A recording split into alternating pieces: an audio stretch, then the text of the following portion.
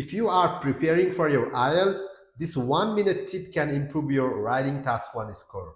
First, always write an overview. तपाईको overview चाहिँ एकदमै सबैभन्दा इम्पोर्टेन्ट प्याराग्राफ हो है, र तपाईको सबैभन्दा बिगेस्ट मिस्टेक स्टुडेन्टले गर्ने भनेको के हो, ओभरभ्यू चाहिँ स्किप गरिदिन्छन् के। You just need to write 2 or 3 sentences. तपाईले आफ्नो एउटा ट्रेन्ड जे छ त्यसलाई एक्सप्लेन गरेर 2 or 3 सेन्टेन्सेस लेख्ने। No opinions, no details, just तपाईले बिग पिक्चर के हो त्यो मात्र दिने हो। र सेकेन्ड भनेको के हो भन्दा डोन्ट डिस्क्राइब एभ्रिथिङ के। You don't need to describe every single number.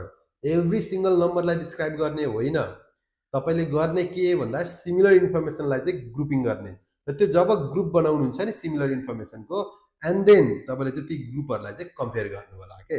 Number 3, use better vocabulary. जतिखेर पनि इन्क्रिज इन्क्रिज इन्क्रिज और डिक्रिज डिक्रिज मात्र नभन्नुहोस् के। You can use words like rise, climb, surge, अथवा डिक्रिजको साथमा तपाईले फल, ड्रप, डिक्लाइन हो यस्ता वर्डहरू युज गर्न सक्नुहुन्छ है। And the last one, no opinions. This is not an essay. तपाईको यो एसे त होइन नि त। That's why don't say I think, in my opinion हो यस्तो नभन्नु होला। Just describe what you see. तपाईले जे देख्नुहुन्छ त्यति मात्र डिस्क्राइब गर्नु होला। र तपाईहरुलाई फर्दर यदि अरु टिप्सहरु केही चाहिएको छ आइएल्स को बारेमा भने प्लिज फलो अस।